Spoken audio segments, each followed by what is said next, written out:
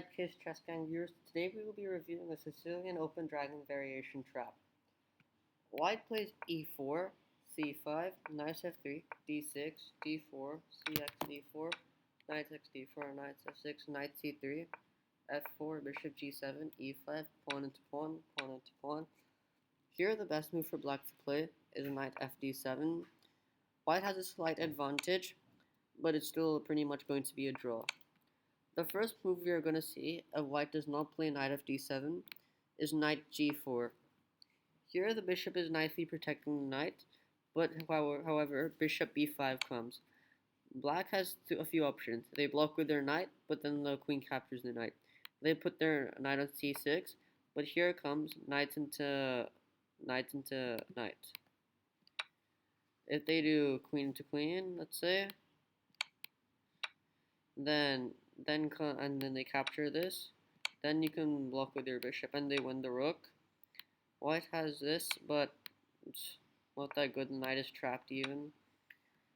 The next option is they block with their bishop, but here comes queen into knight.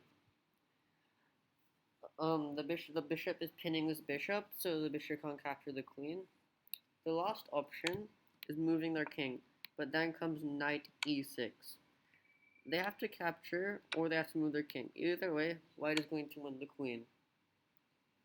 The next move we're going to see is knight h5. Here comes bishop b5 also. They have to block with their bishop, but then comes g4.